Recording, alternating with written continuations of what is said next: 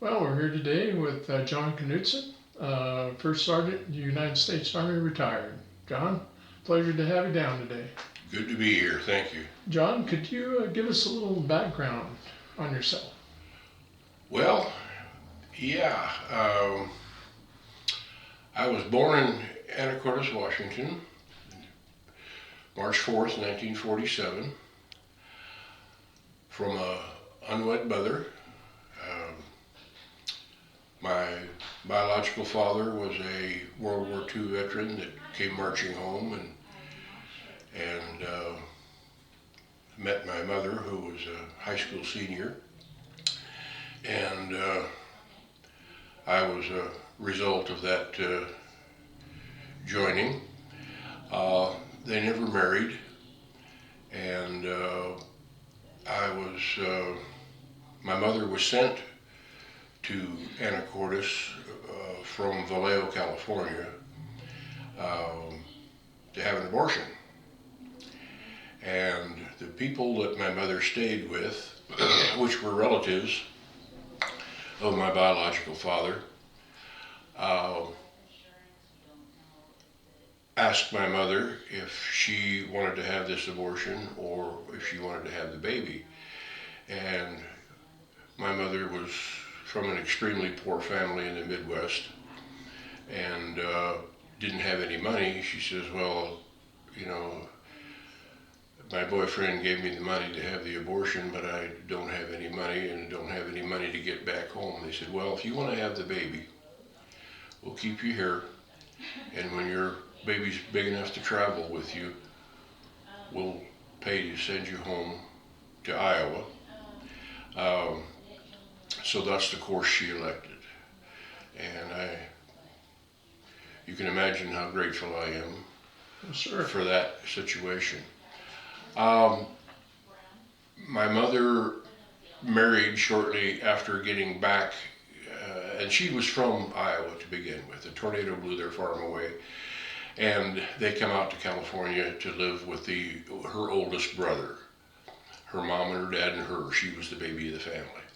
And then once she got back into Iowa, she started dating my stepfather, and they married about a year. I was about a year and a half old when they got married, and subsequently they had 5 children of their own. Uh, my family, all of my grandparents were immigrants, uh, Norway and Denmark. My mother was the Danish side, and they were 80-acre farmers, and not really good at it, not really successful. Hand to mouth. You lived out of the garden and raised a few little animals to butcher, and that was both sides their entire lives. Of course, my father was grew up in the Depression, and so things were pretty tough. He had to quit school when he was 7 years old to run the farm. His father was incapacitated by a mental condition, and he was the oldest boy. And at 7 years old, he was going to the sale barn, buying and selling animals.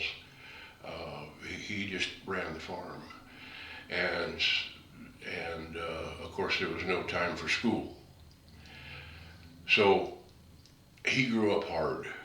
He grew up knowing nothing but work. He was a man at 7 years old, and he had 5 siblings. Yes, siblings himself, and was just had to tow the whole load. But I'm just painting a picture here of his constitution. He knew nothing but work. If it wasn't necessary, it didn't happen. And once you do that, uh, you're pretty much set in your way for the rest of your life. And I'll say that these things that I'm saying was exactly the basis of my success for the rest of my life. It was hard growing up under him. It didn't seem fair, but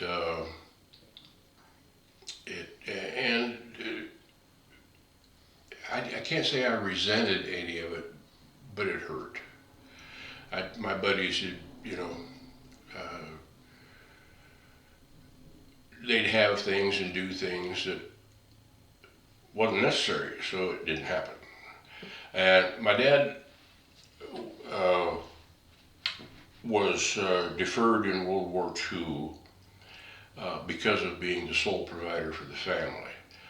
But he did get drafted after his younger brother was able to take over that responsibility. So he spent 2 years in the Army. He was in the tank corps. And so he had a military background. When he got out of the military in 49, yes, 1949, he came back home to Iowa, little town, USA, 350 people, and opened up a garage and service station, which is still in the family today. My youngest brother, still operates that business.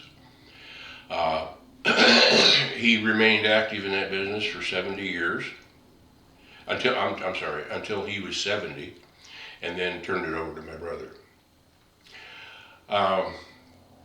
However, that was my duty station. I had to be there helping my dad, just like he did. And one of the great things that happened there was the number of World War I vets, World War II vets, Korean War vets that would come in and sit, which you did in Little Town, USA back in the day. It was the old pickle barrel thing, There we go. Yeah, and sit around and talk about their experiences, and I was privileged to be able to sit there and listen to that. And so I had a lot of veteran exposure, excuse me, and it was part of what led on to the rest of my life. Certainly a big guidance.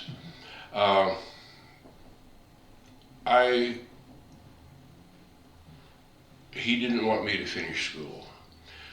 When of course the laws had changed, you had to at least go through your 8th grade. Right. But he had no desire for me to continue in school. Right. It was time to go to work, for real.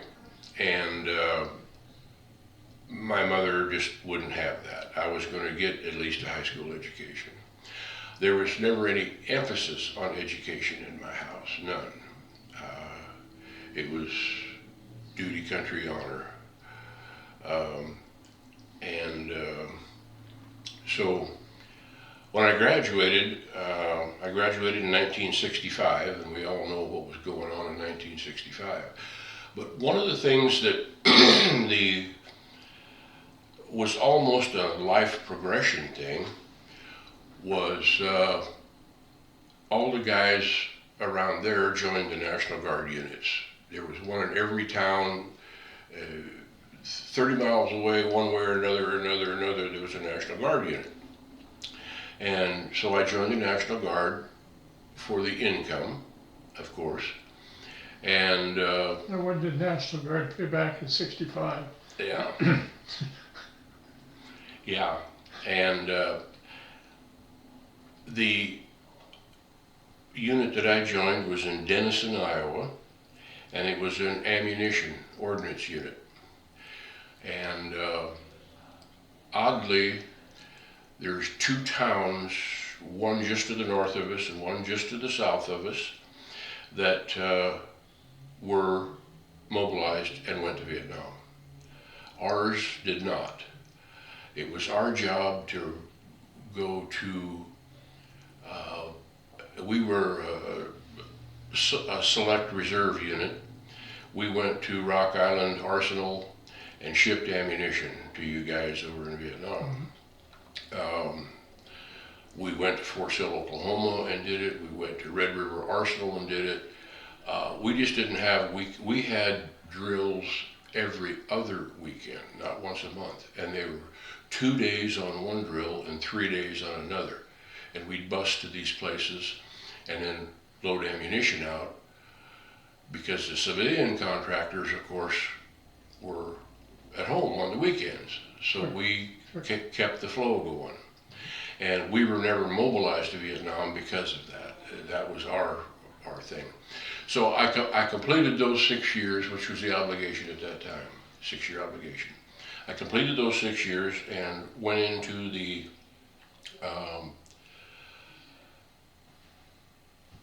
civilian world.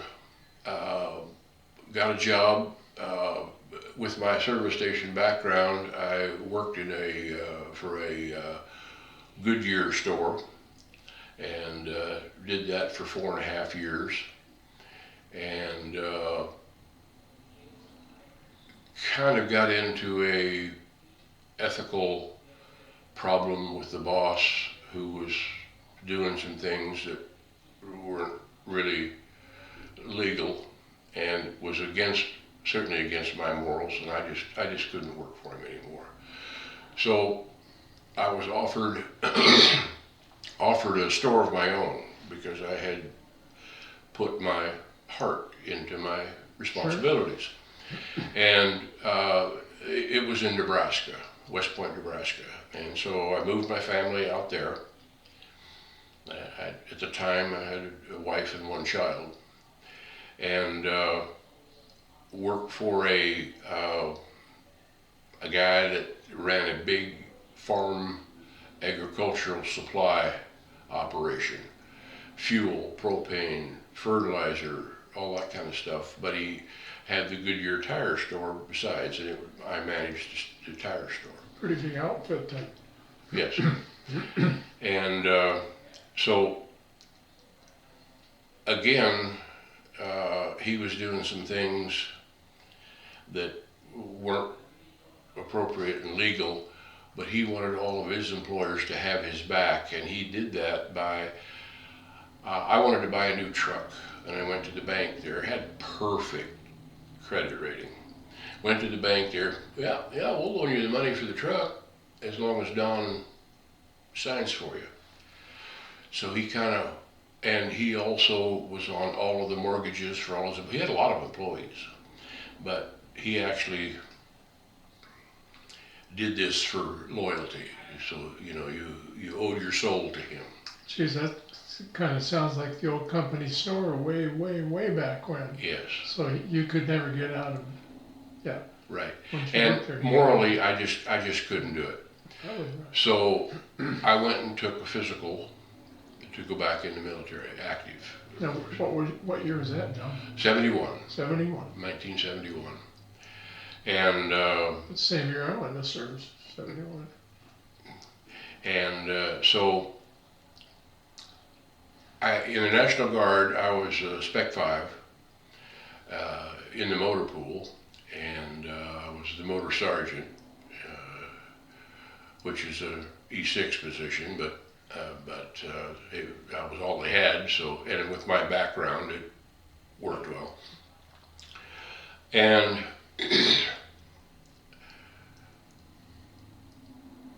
I'm having a biting moment here. That's okay. That's all right. So anyway,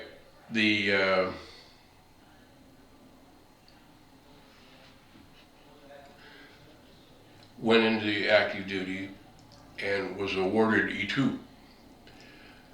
E2. E2. That's a And- mosquito wing, isn't it? And basic training all over again.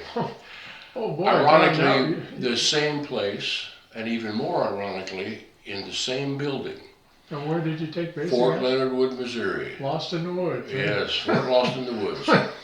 And I was in B23, and if you understand the immensity of these training centers, hundreds of buildings,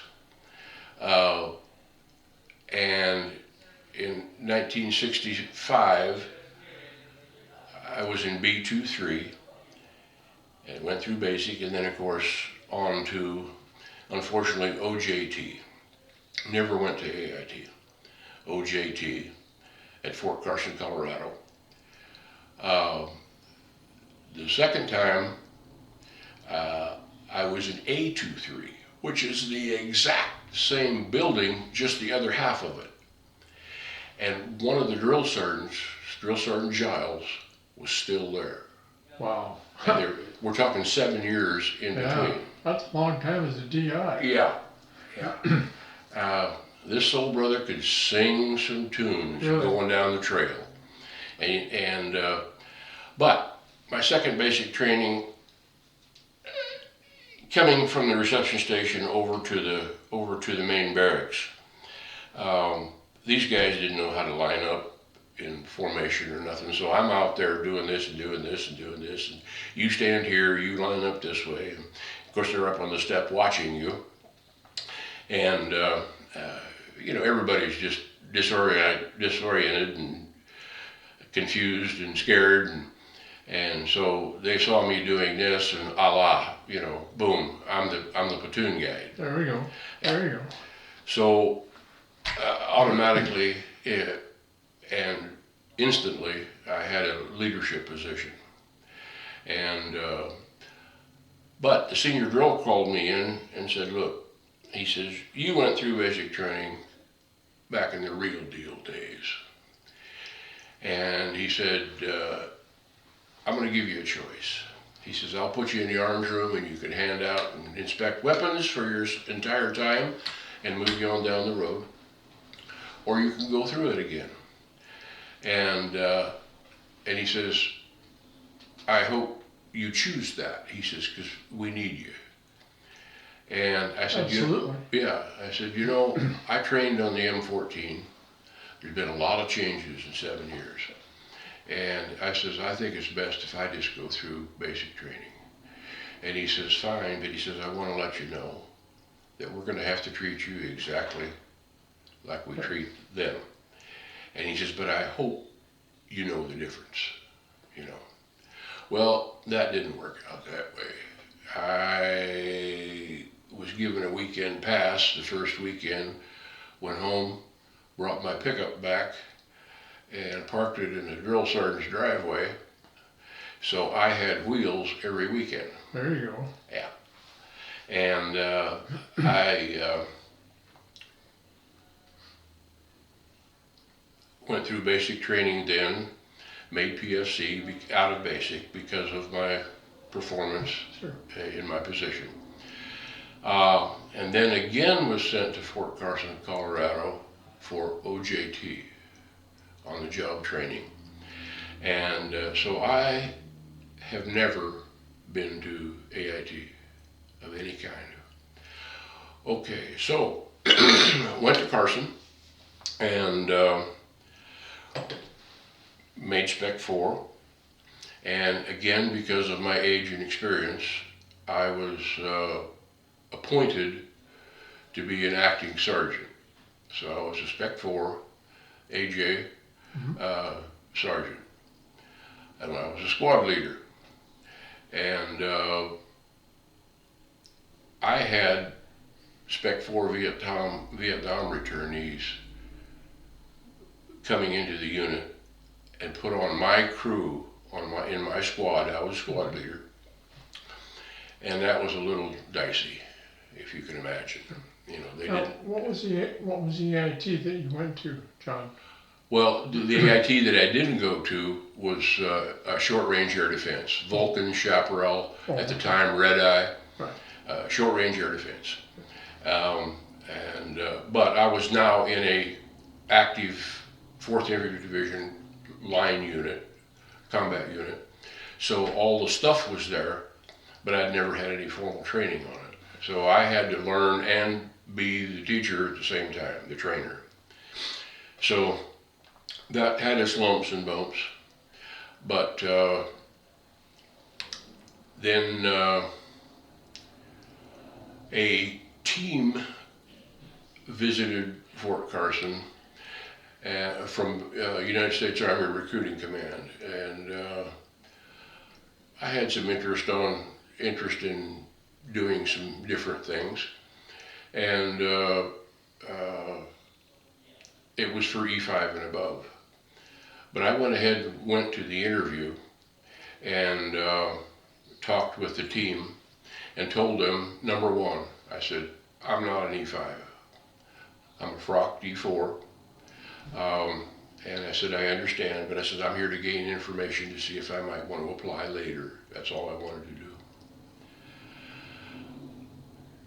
So they went ahead and interviewed me, and in 24 hours, my commander was notified that I was being Z-coded and pulled out to be an Army recruiter immediately. And he went nuts, the commander, you know. Wasn't happy about that. Yes, because the manpower shortage was real then too. Well, he had a good man. You Yeah. don't want to give up a good man. Yeah. So, I in fact became an Army recruiter. I was the first male E4 in the United States Army to hold the MOS OE 40, skill level 4. That's an E7 slot, and I was an E4. They laterally promoted me to corporal because you can't have specialists as recruiters at the time. I don't know now. I know they got recruiters' aides in that rank, but so I went through recruiting school, was an honor graduate, and then went on recruiting duty. Well, being somebody that always grabbed the bull by the horns, I was now at the age to, you know, I had made a career choice. You know, this wasn't a 3 years in and gone thing. This was a commitment. I wasn't involved, I was committed. And so I talked with my recruiting command. I says, I need to go to NCO Academy, which it was at Fort Riley, Kansas. And they said, okay, if you pick the month, you get it filled with your quota on the delayed entry program, piece of cake, you can go. So I went down to Fort Riley, Kansas, to the school, great school, very big thing in my career. And while I was on production, I actually had quota. And so graduated, first honor graduate there, won the leadership award, again due to my age and experience. And so then come back and did 4.5 years of recruiting duty. At 3 years of recruiting duty, which is a normal tour, I wanted to move on. I requested reassignment back into the real Army, and it was denied due to lack of seasoned recruiter strength. But they would give me a transfer if I wanted a fresh start. So I transferred. They sent me to San Francisco. Now here I am, little Iowa boy, you know. Big city. Yeah, and the story gets worse. I get assigned to Oakland, East 14th and Fruitvale, and which East was Oakland. East Oakland, yeah. And of course, I was from an extremely white background. I mean, when I was 16 years old, one evening I jumped in a cattle truck and went to Omaha, Nebraska to the stockyards for the sole purpose of seeing a live black man. The only thing I knew about other races was Jack Benny on TV. That's how white I was, Yeah, you know. So that's stepping back a bit, but was my christening, if you will, of Right. yeah. But Yeah. got along fine, just did wonderful. Well, and then I did a year and a half there, which only extended my recruiting time. So now I'm up to 5 years. I said, okay, time to go back to the real Army, because I had done all I could do there. And you had you graduated from the NCO Academy by that time then? Yeah, well, yes, yes, Okay. yes. And like I said, that's where I earned the first honor graduate and Okay. leadership award. So then did they? Then we're right back on production, and Okay. just keep. Okay, so then I requested to go back to the Army. Time for me to get on with it. Now, all these things are necessary in a career, to have your administrative assignments, Sure. to round out. But my love was always in the dirt. I was a green tabber from day one. Then I left recruiting duty and went on my first tour in Germany. And I was an E5 when I arrived there. I had made E5 underneath my frocking, went from corporal to E5. Got to Germany, and I was assigned in Kaiserslautern, and the Army had air defense units there for the air base defenses, of which there are many air bases in that area, Ramstein being, of course, the major one. And started out as a squad leader, E5 squad leader, which is an E6 position. Made E6, and was then a platoon sergeant immediately as an E6.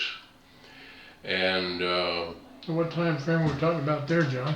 what was what? What time frame are we talking about there? This was 1977, beginning. Mhm. And I stayed there. I worked 3 years in the line unit, then extended and was taken over to the battalion for a staff job in evaluations, training and evaluations in the S3. And very rewarding job. I worked real hard with the skill qualification test program that was going on at that time, and it was my job to train the battalion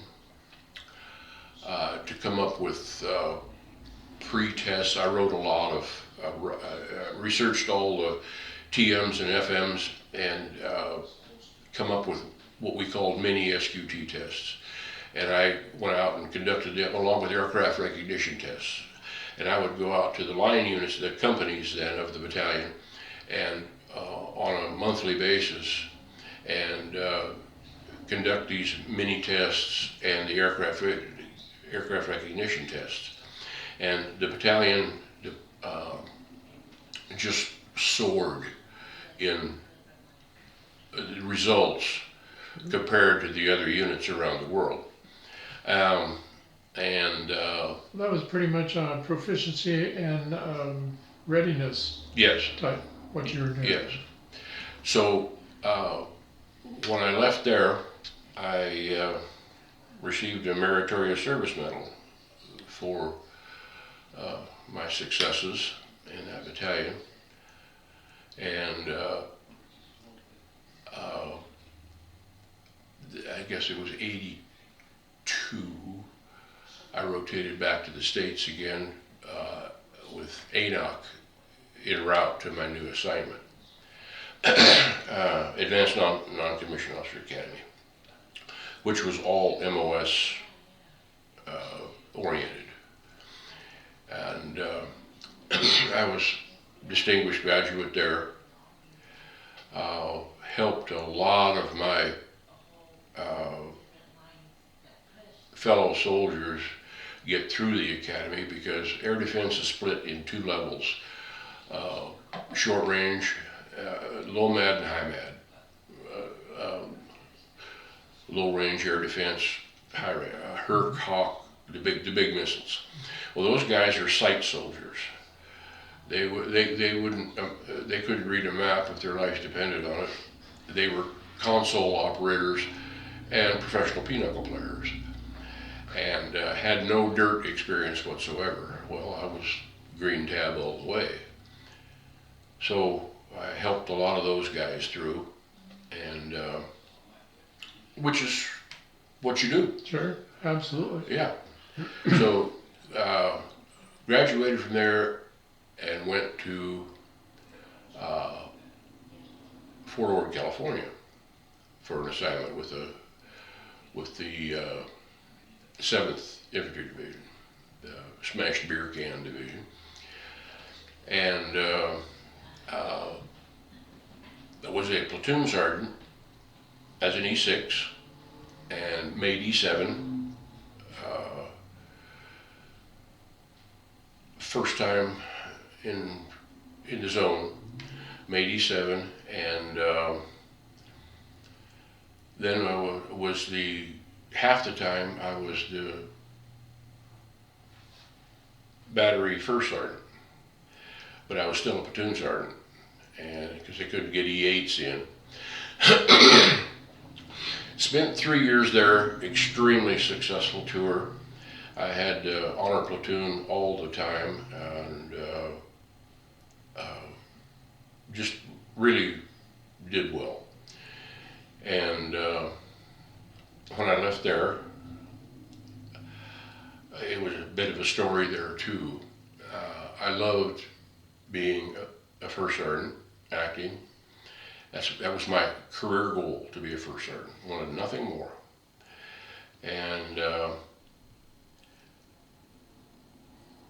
but I come down on orders to go back to Germany, to the 7th Army Training Command, to go into a BNOC, to be a BNOC chief instructor of the branch, Air Defense Branch. I went into my battalion commander's office just livid, because in those days what you found in those schools were what we called homesteaders, old burnouts that Prison for retirement. A road program, retired on active duty. There we go. I've heard that before. Yeah. Well, that just wasn't me. I was a type AA personality, and I had to go. And I screamed and yelled, and he says, settle down. He says, I'll make some calls to see what I said, I just want to go to a line unit. There we go. Yeah. Nothing difficult. Yeah, I don't want to do no pretty boy stuff and political, no. So he made some calls, and he called me back in, and he says, John, he said, I called everybody I know, and he said, I'm getting that you're exactly right. That's who is in these academies. But what the Army is doing right now is picking the best of the best of the best to replace them and get that stigma gone and get things going. And he says, there's nothing I can do. Okay. So I'm still thinking, All right, so I go to Germany, salute and move out. And I get to first replacement in Frankfurt, where they send you on to where you're supposed to go anyway. Sure. And I told them, I said, here's what I'm going to do, guys, because I know I can do it. I said, I'm going to go sign into a line unit. I said, you might recommend to me one that needs somebody, but that's what I'm going to do. They said, Sergeant First Class, you have that right, absolutely. But we want you to know that we are going to cut orders on you after you sign in and move you into that NCO Academy, and that's going to be your assignment. And by the way, that'll be at your expense. So you have a choice to make. You can do what you want to do. So I went to this academy. But you can. I gave up. I went to this academy, and boy was I right. It was horrible. Pretty lame, huh? It was terrible. Just to give you a brief sketch, first of all, the academy was not accredited. It wasn't even close to accredited. It was just a hip shot thrown together, waste of time and government money. In my branch, the Air Defense Branch, there weren't even any field manuals or technical manuals to be teaching from. They had no connection whatsoever with the resources. You couldn't even get, and there weren't lesson plans or anything. The students were actually coming there and putting together wall lockers and painting, and then graduated as a BNOC graduate. Didn't know a thing about it. Well, I would have none of that.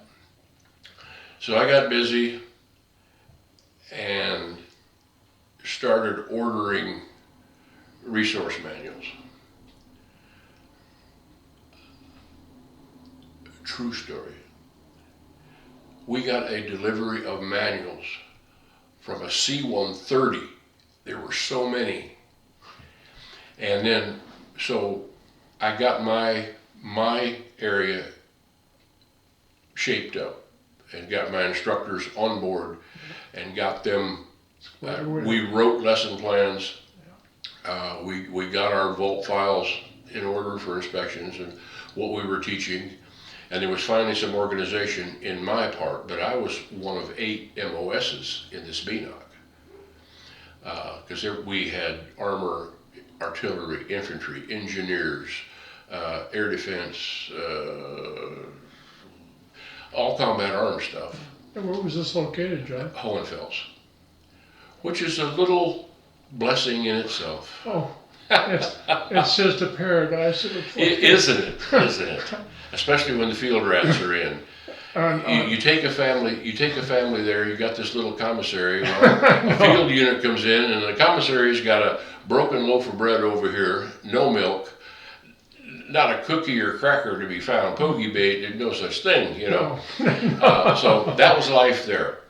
But then we got, and we had an old sergeant major that was the commandant. That was just yeah, y'all do what you want to do, you know. So they replaced him, and we got this hellfire, brimstone, cav guy, sergeant major in. And of course, things changed. And he saw, well, I called a team in from TRADOC to come and inspect my operation. And they were just blown away with what I had done. And that actually resulted in me being called up for an assignment back to TRADOC when I left there.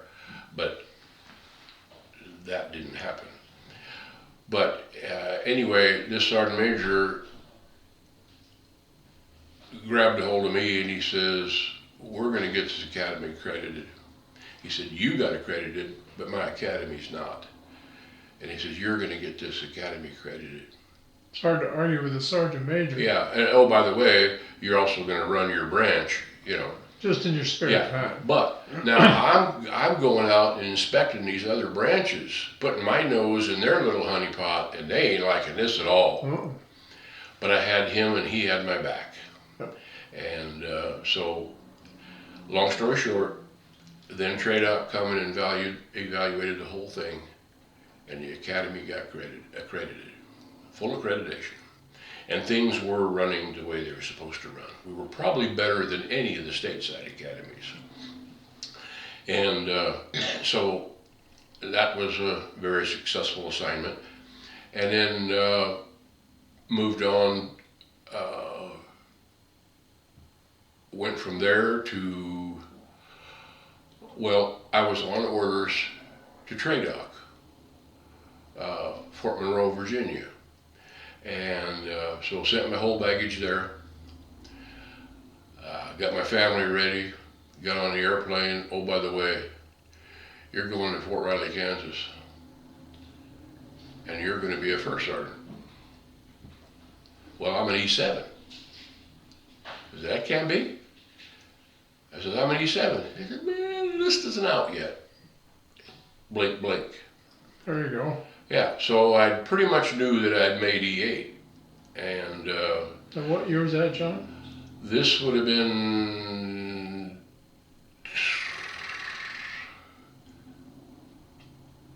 1988. So when I left the academy, I got another MSM. And went to Fort Riley, Kansas. Now, here I am in E7, promotable, and assigned the battalion, and they said, okay, what is it you want to do? And I said, well, I'll tell you what. I said, the Army failed to send me to the First Sergeant's course.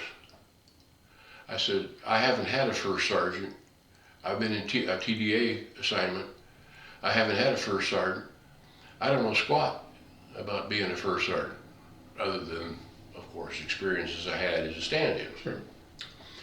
And they said, okay, we'll see what we can do. You're the First Sergeant of Bravo Battery. Okay. So they frocked me, put the 8 stripes on. And of course I had the standard backlash, you know, that the unit that I took was an absolute disaster. I'll give you some idea. One little side story. I got to the unit. I went down, my 3rd day of duty, I went down to the motor pool to do an inspection. They had come back from Fort Irwin on a brigade rotation in December. The rotation was in November, but in December they got back and just kind of piled the unit up and went on Christmas leave. Okay, in January I go down to the motor pool and do some inspecting. The First Sergeant actually had a vehicle then, in that particular TO&E. It was a Cuck V in those days, which is a Chevrolet Blazer, Right. full size. I looked in the back of it, there's 2 mail bags in there, and they're full of mail. They were sent to Fort Irwin and was never distributed. We had rail cars. Each platoon had a rail car for augment storage. Mm-hmm. One of the components of a Vulcan, which is a 20 millimeter Gatling gun on an APC, is a declenching feed system that takes the rounds from the drum and feeds them into the cannon at a cyclic rate of 6,000 rounds a minute. Part of the exercise that they did down at Fort Irwin in December or November was live fire. When I opened up that Connex, I found a declenching feeder with its belt full of 20 millimeter ammunition, high explosive self-destruct.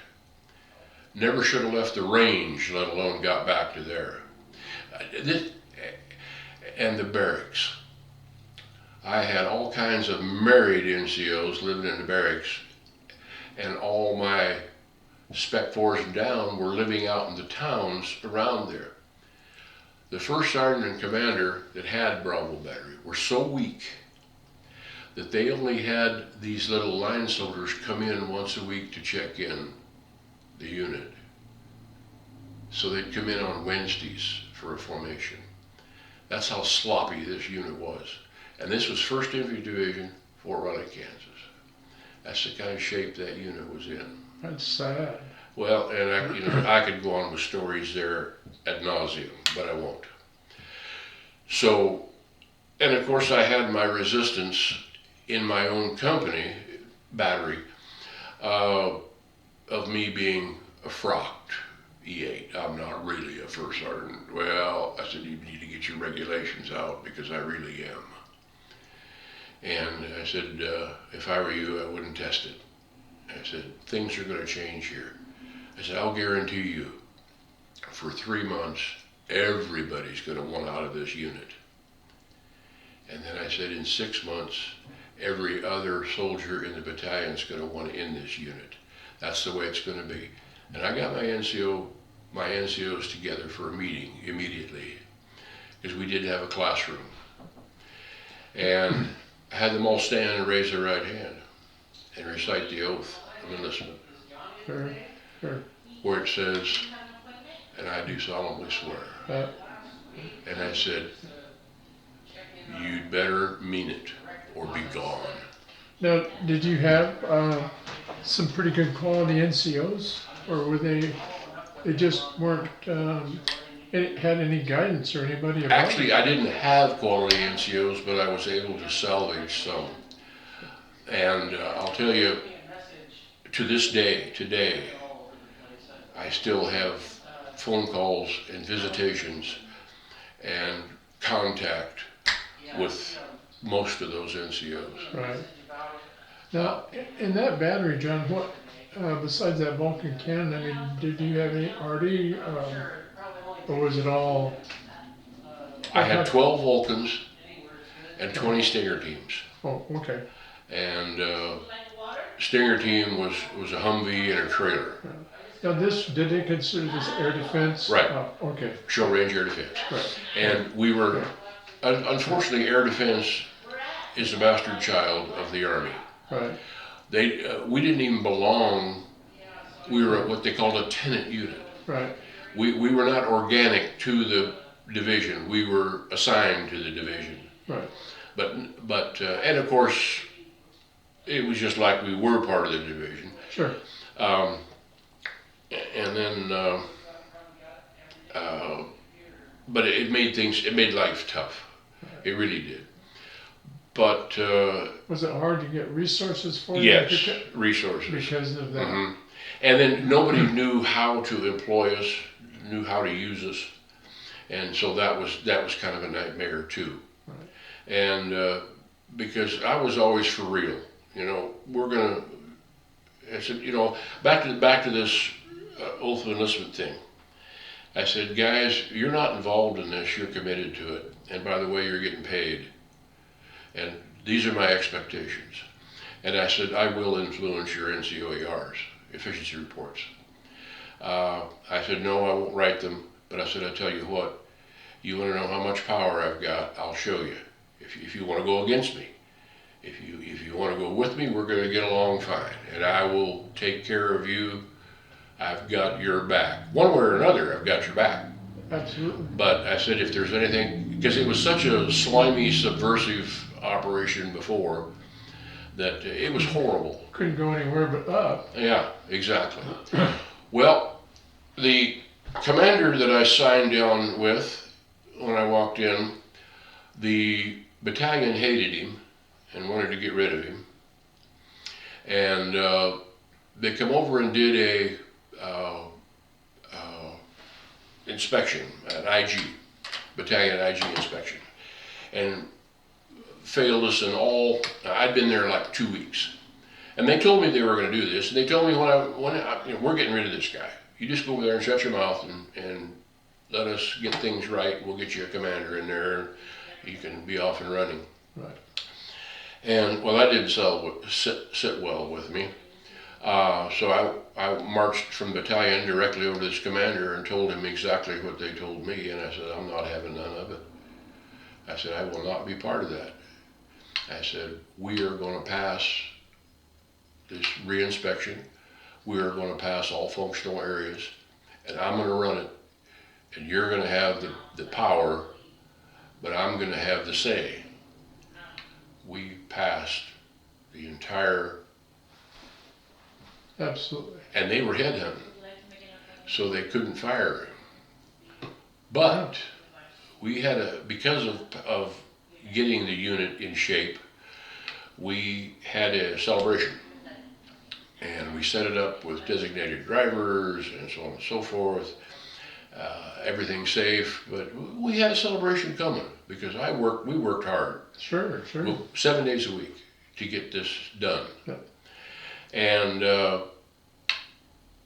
of course, we had all been drinking heavily at the celebration, which was held at the officers' club. Naturally. And but we also had all of our designated drivers right there. Well, this commander was a California boy, California dreamer.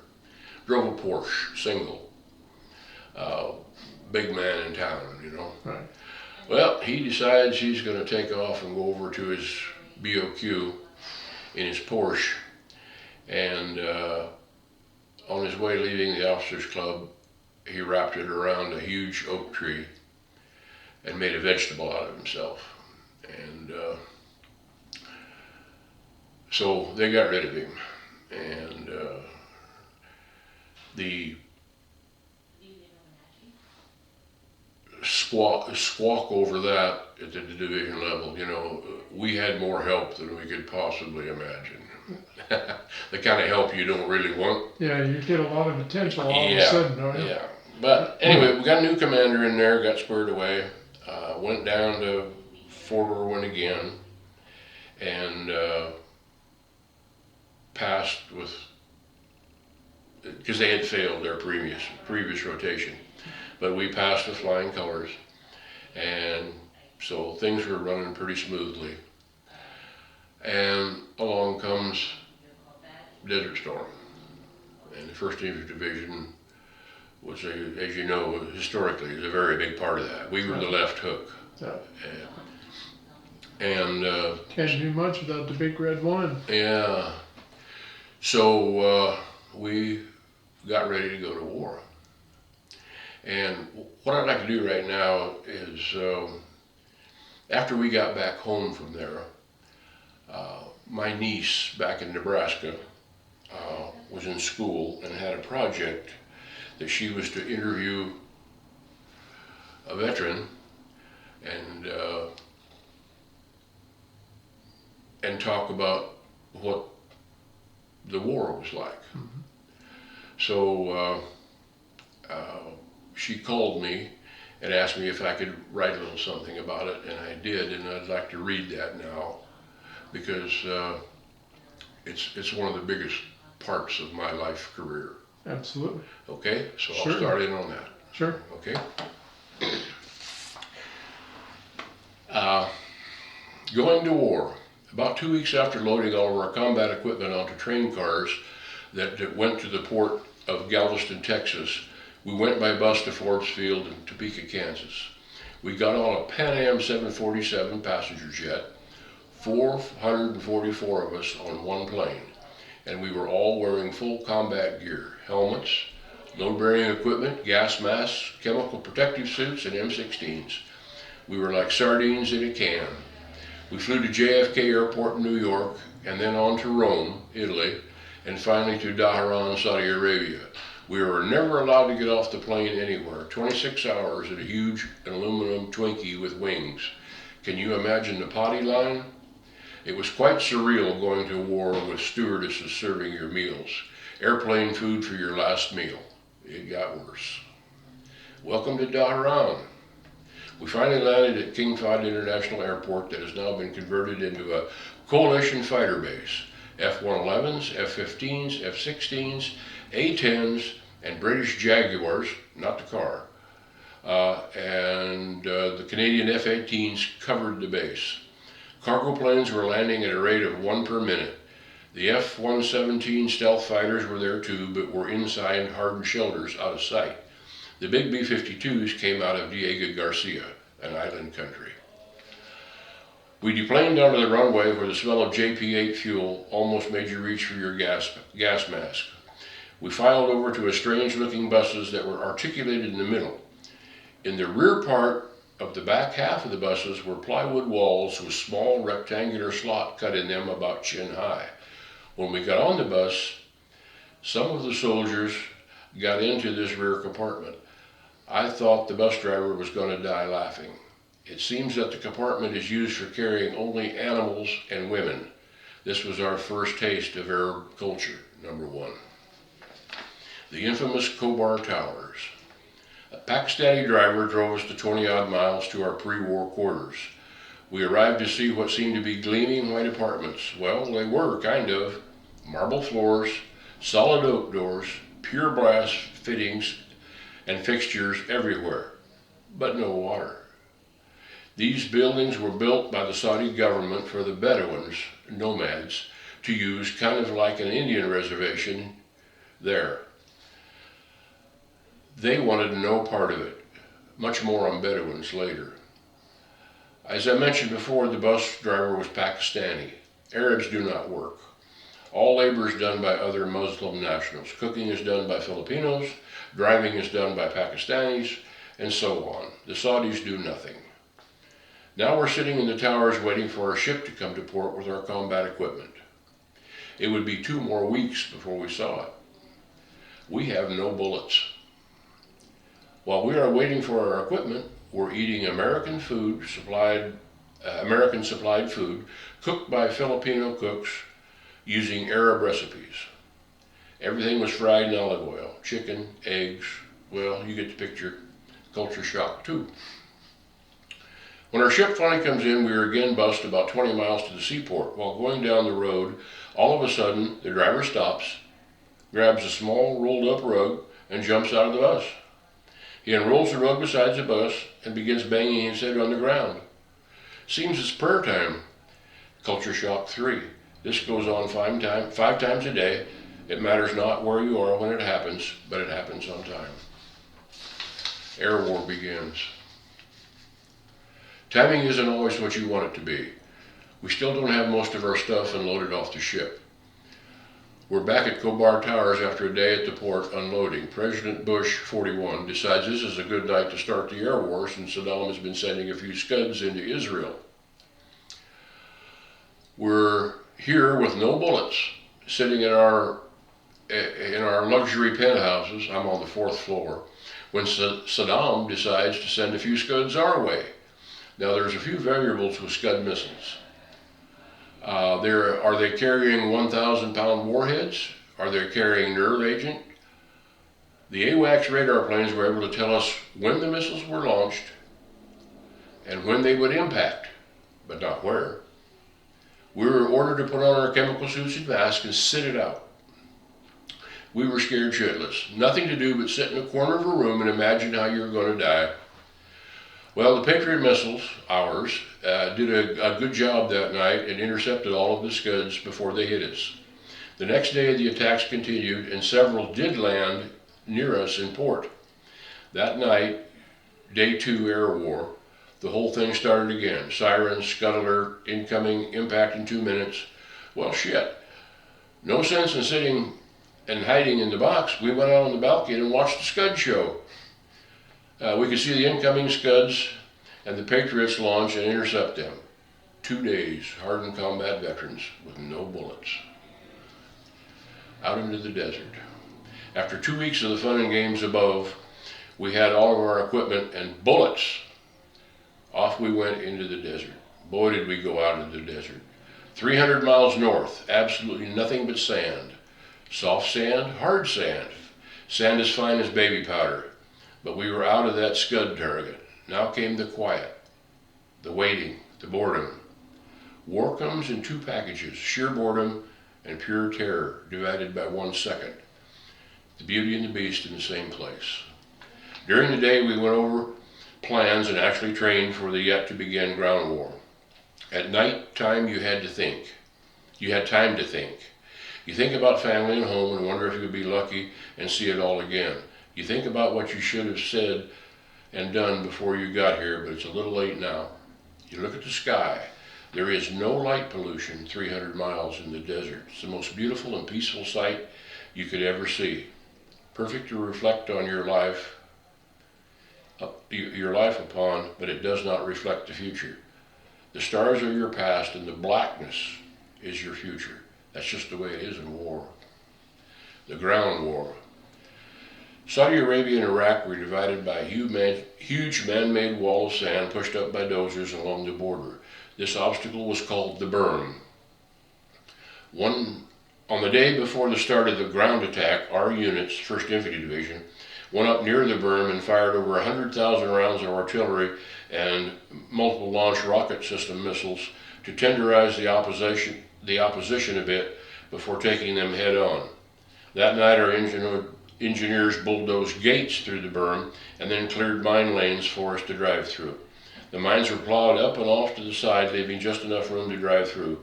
You could see the mines and other unexploded ordnance in windrows along lanes close enough to reach out and touch.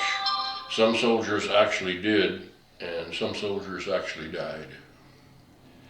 The combat vehicles, tanks, Bradleys, etc., went through the breach at night, fighting as they went. This is the time when you can take no prisoners. You can't. If it moves, it dies.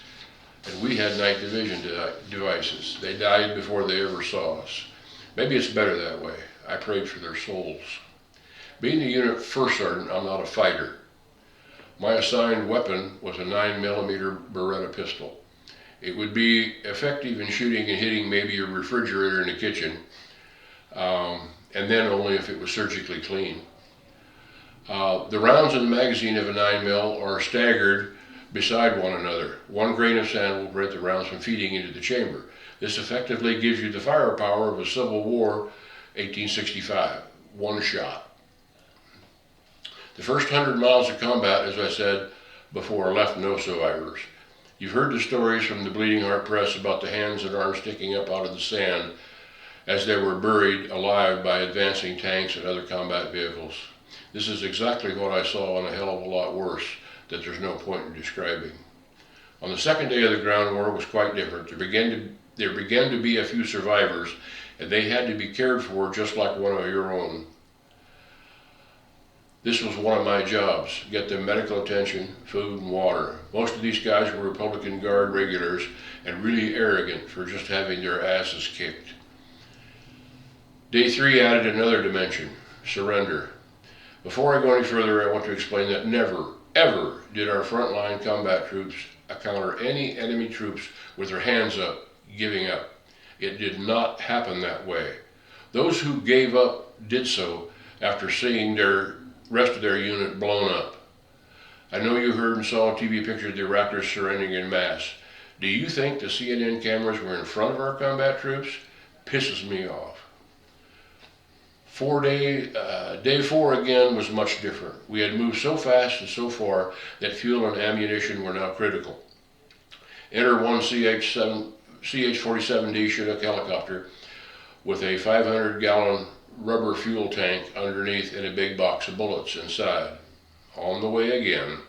This day would become the most memorable because I was tasked to disarm and process an entire company, 150 men, to POW status. We've been warned about POWs being wired with explosives and setting them off while surrendering to U.S. forces. I was, as they say, concerned. The enemy unit was on a large dune, fully armed, though not in fighting positions. One of them came down to the dune with a white flag, and as far as I was concerned, he was carrying 20 pounds of C4 under his shirt. I knew he was the representative to effect the surrender, and it was my duty to handle it.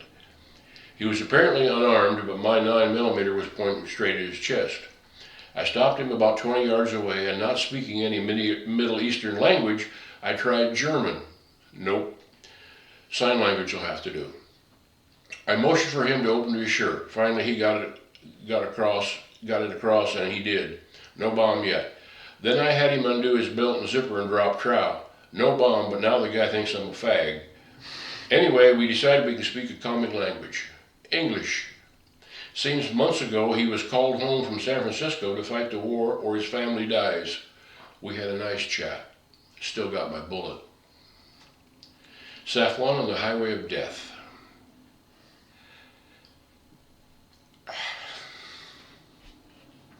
I'm okay. Reality. Up till now, the war was euphoric. The success was intoxicating, but it was time for the hangover. Safwan was the site of the eventual signing of the peace agreement. Safwan sits on the north end of the highway of death just inside the Iraqi border. It had no strategic or political significance. It only had death. It was our job to clean it up before the dignitaries arrived for the signing. For 2 weeks, my men used Iraqi blankets and picked up pieces of enemy soldiers and put them in graves dug with dozers. We put 300 to 500 men in each hole and marked and recorded each by monument and GPS. The documents prepared for the Iraqi government were left on the table when their generals left the signing accord. This area was an irrigated farming area with canals and ditches for water. In the morning, when the sun would come up, you would see dogs, once pets, lying on the dikes of these canals with their bellies extended, blown up like balloons. We could not pick up the soldiers' bodies fast enough, and the dogs were eating them. We buried many bear skeletons. We could not shoot the dogs. On the highway of death, we removed remains from the vehicles and buried them. Then dozers pushed them 200 yards off the road, and then we destroyed any remaining explosive ammunition.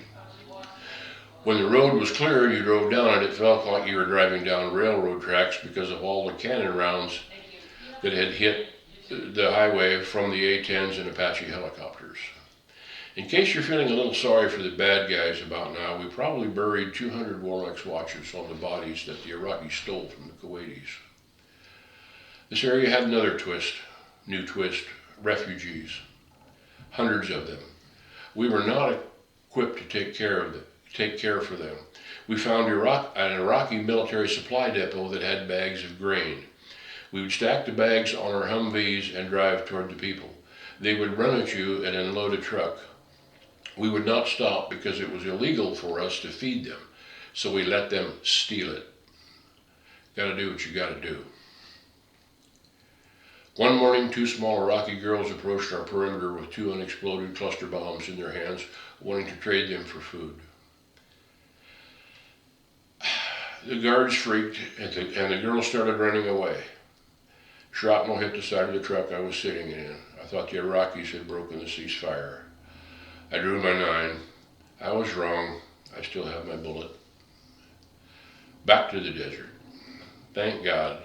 We're going back out into the desert to prepare for redeployment. I'm so sick of waking up in the morning with the smell of death and 90-weight girl in my nose. Smell in the nose is a memorable sense. Those 2 things burning together will live with me forever. Anyone who has been there knows. When we arrived at our assigned pile of sand, things began to get a little more normal. We're located in pods about a mile apart so one big chemical attack won't get us all if Saddam decides to change his mind. I have to drive 16 miles each way to our battalion headquarters to get mail and briefings. We've been eating MREs for months now, and I drove by a herd of sheep, 4,000 sheep. I've got a really sharp buck knife. Looks like barbecue to me.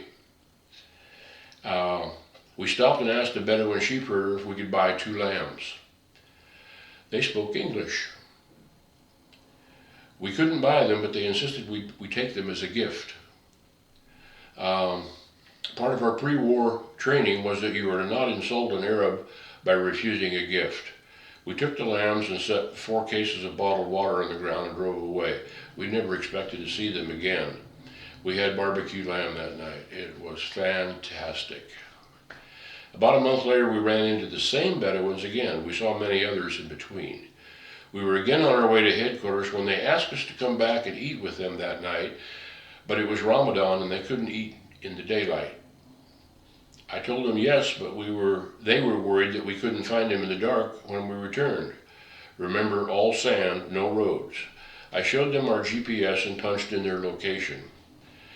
We would be back about an hour after dark. When we got back, they had a young lamb butchered hanging on the back of their Suburban. Yeah, and they had a big Mercedes truck with grain on it too. Anyway, back to supper. They dug a small hole in the sand and burned a desert plant called camel thorn. Go figure. Until it was just red embers. They laid the cut up lamb down on the embers a short while and made some very thick tea sweetened with sugar and what else? Sheep milk. Believe it or not, both were quite good. After dinner, we talked for hours. We sat on a rug on the sand. They wanted to see my pistol and handed me theirs in return. They asked about my home and my family, and I told them about the farms where we were from. They told us they had seen pictures of our desert and wondered why we didn't live in them. I explained that we had TVs, VCRs, and AC and are too spoiled for living in the desert. They said they have all those things too in the cities where the government built places for them, but they don't want them. Kobar Towers was one of those facilities. Then they started asking the hard questions. Why were we there? What did Saddam do to us? And why did the helicopter kill their uncle in his tent? I was beginning to get a little nervous. They were not pro-Saddam. I explained that thermal sights in a helicopter see shapes of heat, and a rectangular tent at night could look like a tank in an area known to be enemy.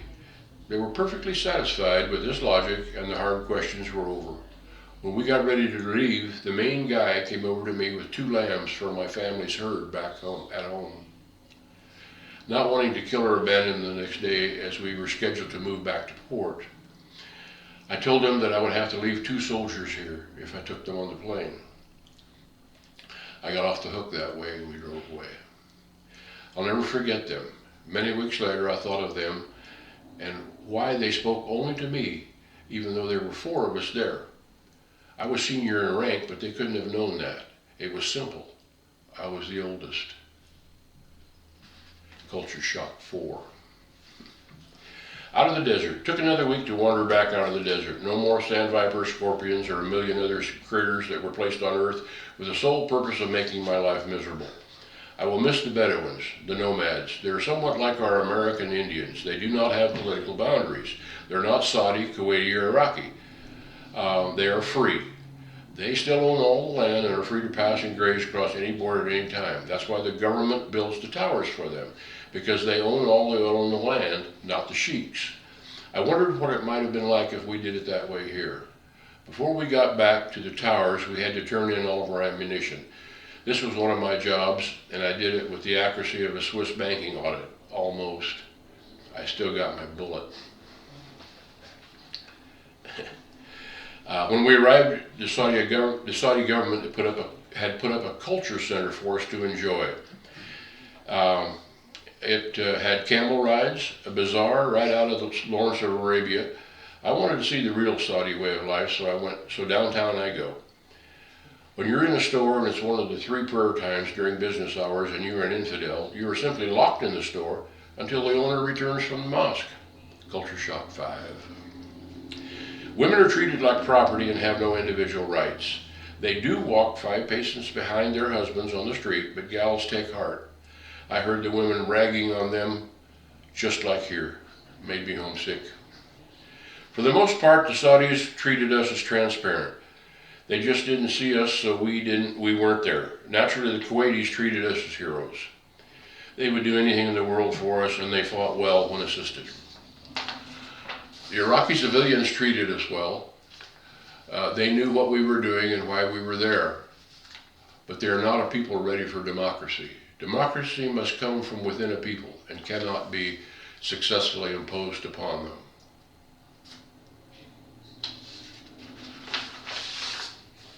Jesse, I hope this will help a little with your school project. It doesn't begin to tell the whole story, but gives a look of the reality of war and some of the people caught in it. One last thing I want you to know. The hardest part of the entire war was coming back home. Nobody comes back home. You're never the same again, even if you still have your bullet. Love, John. Thank you, John. That was, So that got me back. sir.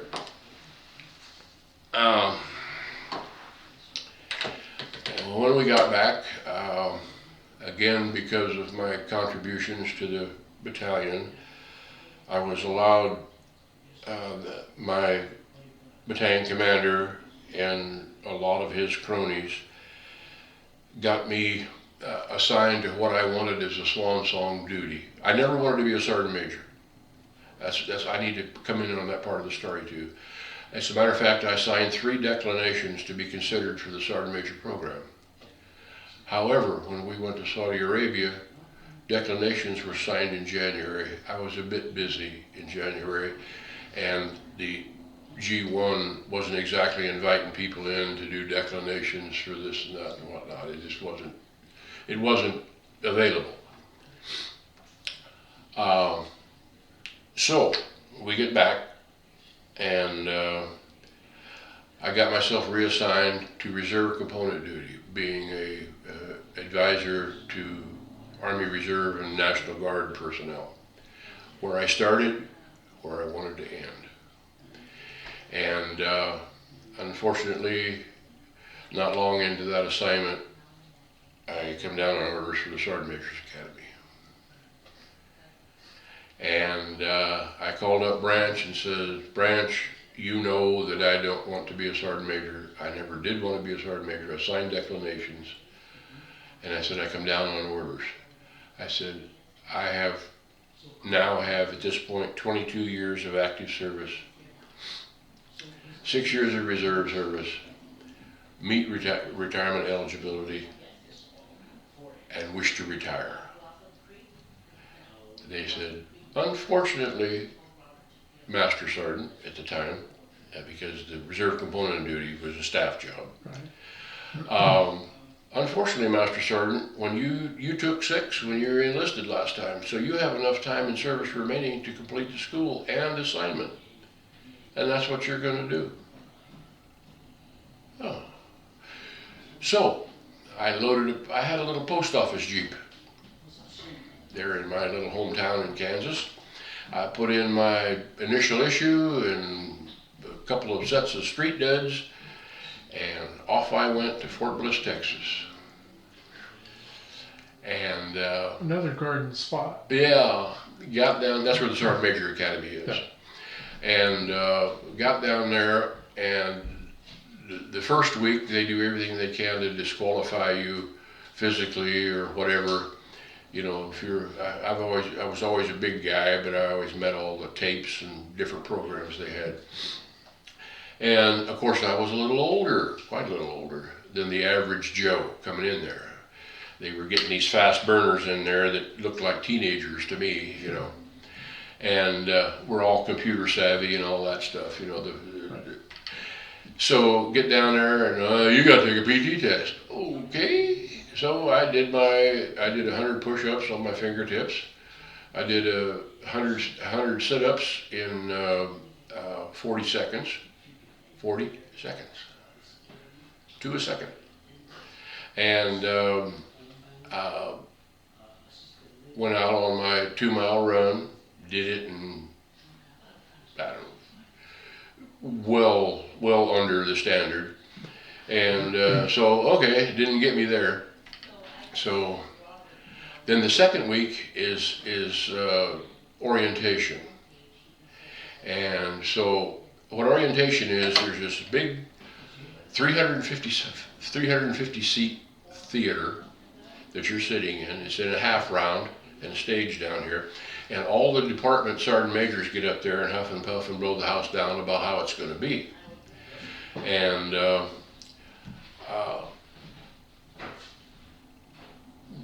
the admin sergeant major gets up there and does his little spiel and says, and oh, by the way, if any of you old Army personnel out there don't wish to play this game and want to retire, by all means go see the company first sergeant. The deal here is once they got the school seat filled, they met their commitment. Now they're doing everything they can to eradicate whoever and however. So this auditorium is filled with Army, Navy, Air Force, foreign, Canadian, Really? German, going to the Sergeant Major's Academy as guests, these other guys.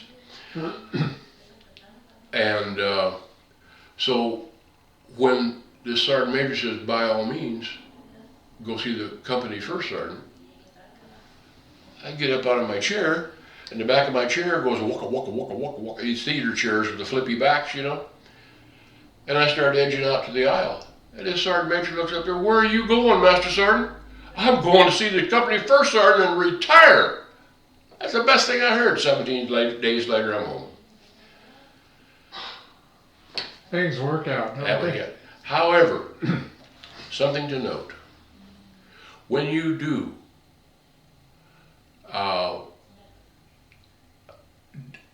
take this avenue, it's called resigning. You resign from the Sergeant Major's Academy. I have 5 consecutive meritorious service medals from my line duty time. I've got a Bronze Star.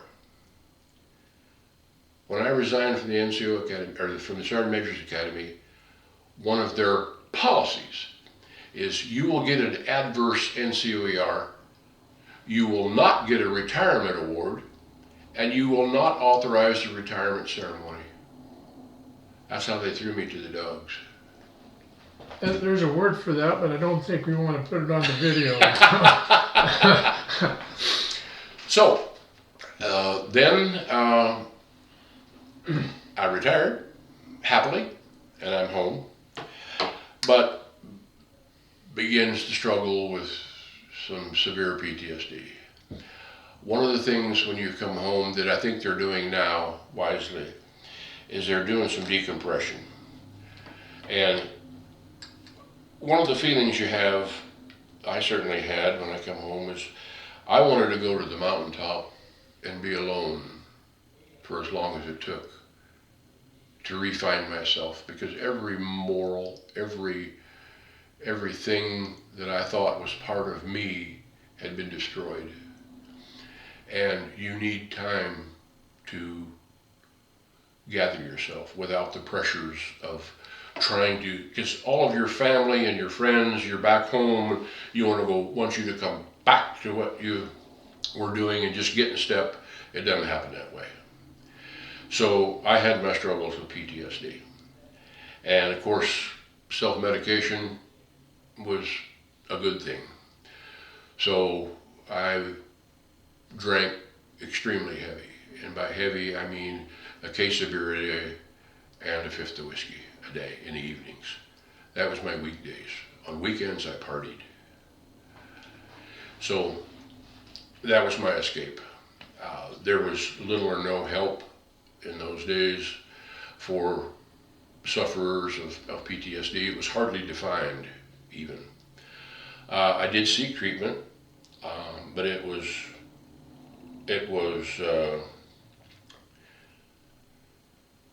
all pharmaceuticals that they give you. And so then there's this feeling of detachment, I'm not in control, I'm just numb, and that was horrible too. So I fought that for many years.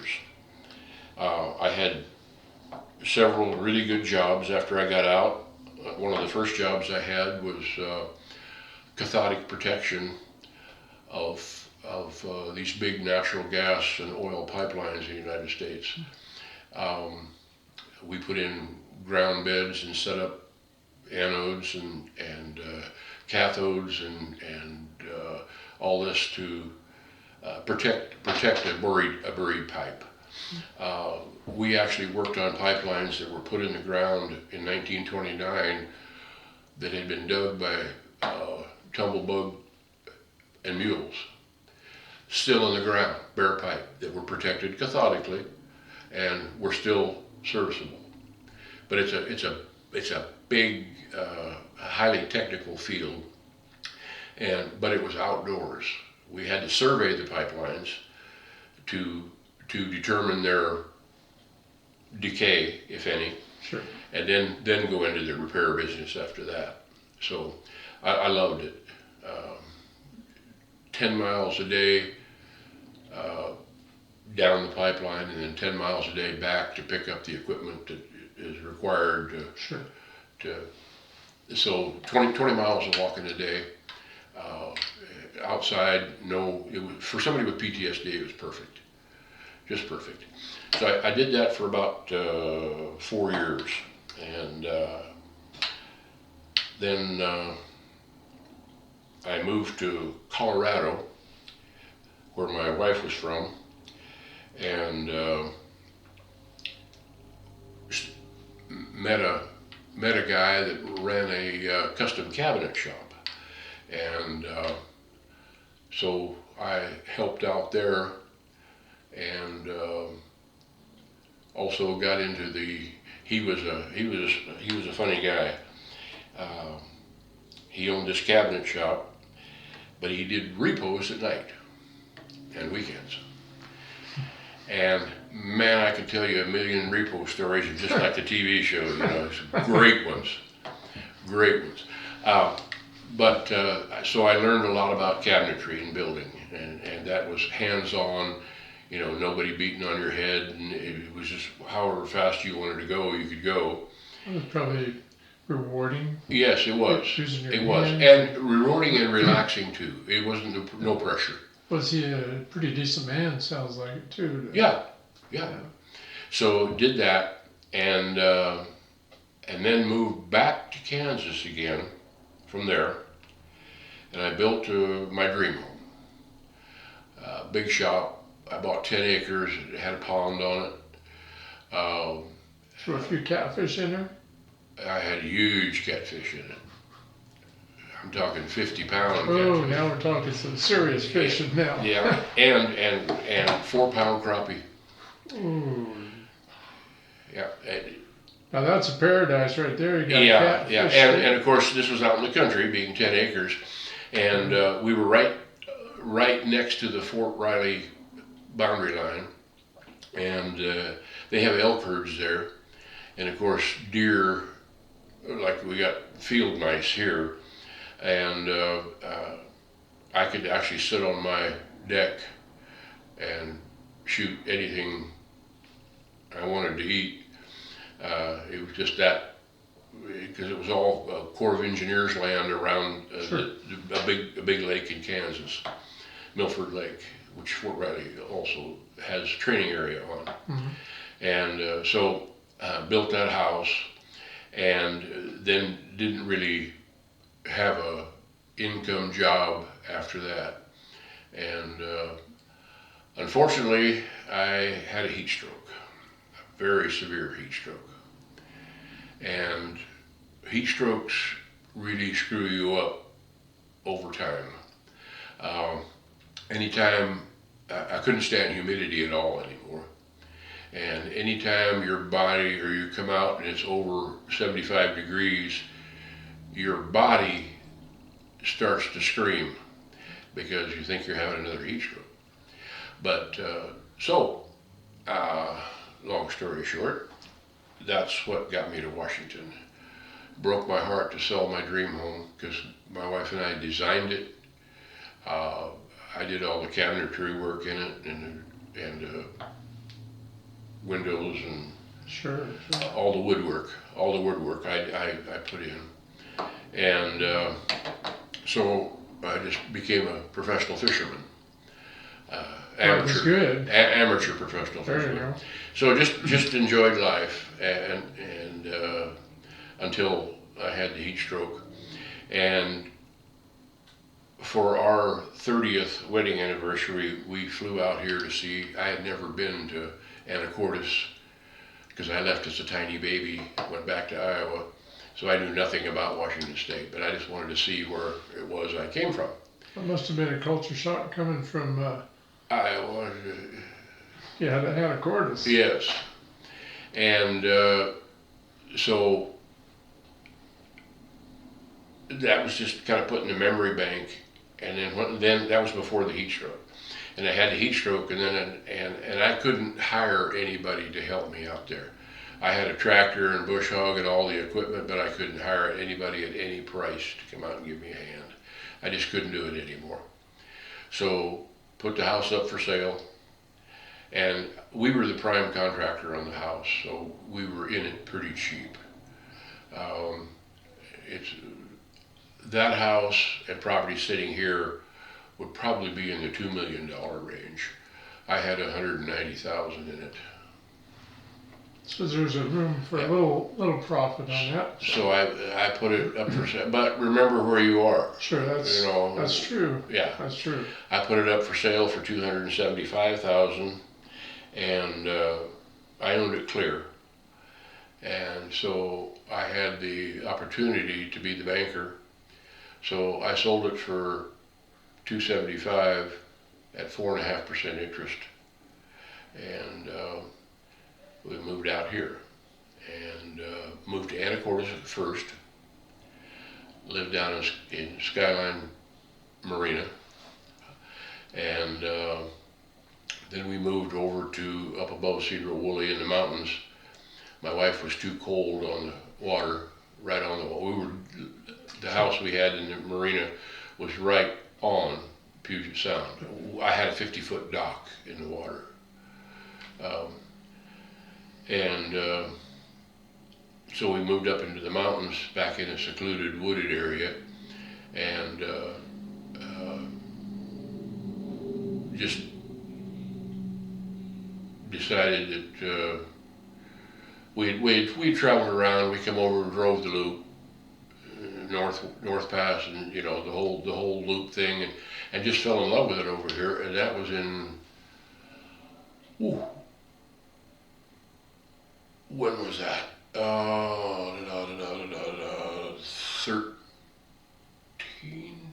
yeah, 2013, and then decided to just, we run an ad in the paper over here, said to retired military veterans, so-and-so age, non-smokers looking for a rental, because we knew that buying right away, you never get the perfect thing that you want. So we lived in East Wenatchee for 4 years, and then a house, I rented a house over there for 4 years, and then the house that I live in now became available, so I bought that, and here I am. Cool. Well, John, that is an interesting story, and it's told well. I really appreciate you coming in today and sharing that with us, and it was everything I thought it would be, plus more. So thank you very much, John. Okay. I appreciate it. Thank you for having me. Okay.